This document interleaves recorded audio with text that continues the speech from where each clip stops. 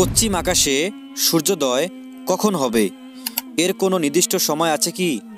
তখন কি তওবার দরজা বন্ধ থাকবে? আসসালামু আলাইকুম ওয়া রাহমাতুল্লাহ।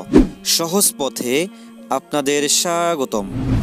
বর্তমানে প্রতিদিন পূর্ব দিক থেকে সূর্য উদিত হচ্ছে। আখেরি জামানায় কিয়ামতের সন্নিকটবর্তী সময়ে এই অবস্থার পরিবর্তন হয়ে পশ্চিম আকাশে সূর্যোদয় ঘটবে। এটি হবে কিয়ামতের অত্যন্ত নিকটবর্তী সময়ে।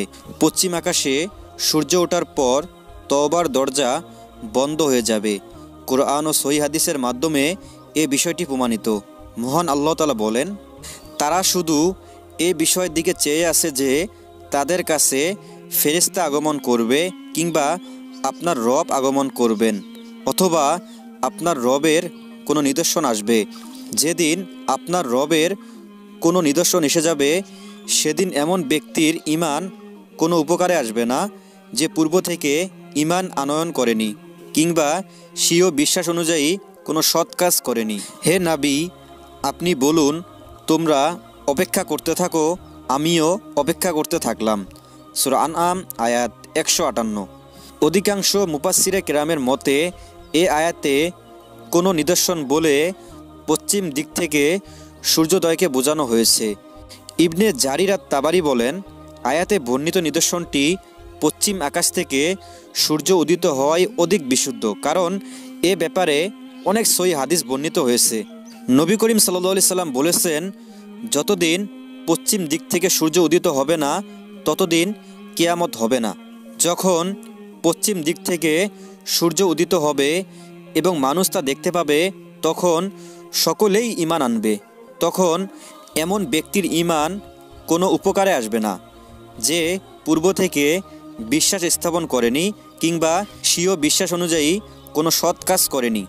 নবী করিম সাল্লাল্লাহু আলাইহি সাল্লাম আরও বলেছেন, নিশ্চয়ই আল্লাহ তাআলা দিনের বেলায় অপরাধকারীদের তওবা কবুল করার জন্য সারা রাত স্বীয় হাত প্রসারিত করে রাখেন এবং রাতের বেলায় অপরাধকারীদের তওবা কবুল করার জন্য সারা দিন তার হাত প্রসারিত করে রাখেন।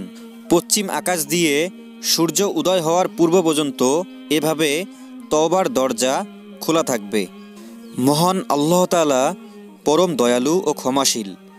বান্দা গুনাহ করে যখন তার কাছে ক্ষমা চায়, তখন তিনি খুশি হন এবং বান্দার গুনাহ ক্ষমা করে দেন।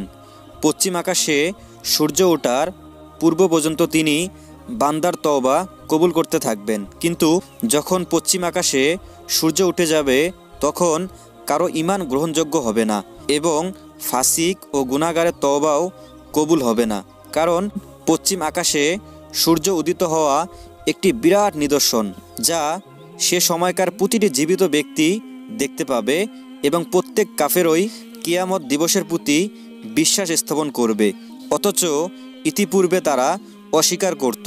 মরণ উপস্থিত হওয়ার পর পাপী মুমিন ব্যক্তির মতোই হবে তাদের অবস্থা। মরণ উপস্থিত হওয়ার পর গুনাহগার বান্দার তওবা যেমন কবুল হয় না, পশ্চিম আকাশে সূর্য ওঠার পর তেমনি কাফেরের ঈমান ও গুনাহগারের তওবা কবুল হবে না।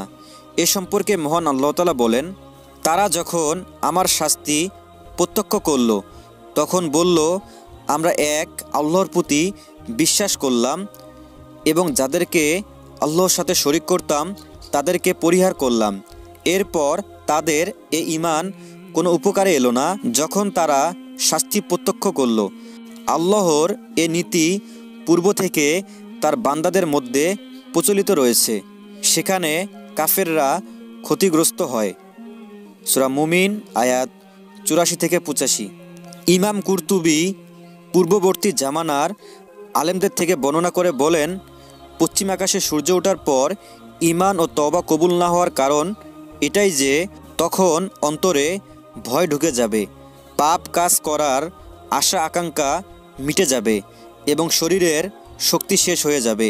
কিয়ামত নিকটবর্তী হওয়ার সময় সকল মানুষ মৃত্যুর দ্বারপ্রান্তে উপস্থিত ব্যক্তির ন্যায় হয়ে যাবে।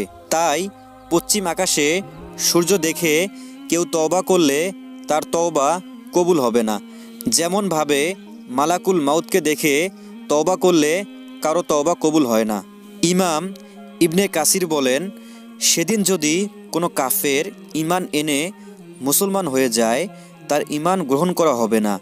সেদিনের পূর্বে যে ব্যক্তি মুমিন থাকবে, সে যদি ঈমানদার হওয়ার সাথে সাথে সৎকর্মপরায়ণ হয়ে থাকে, তাহলে সে মহাকল্যাণের উপর থাকবে। আর যদি সে গুনাহগার বান্দা হয়ে থাকে এবং পশ্চিম আকাশে সূর্য উঠতে দেখে তওবা করে, তবে তার তওবা কবুল হবে না।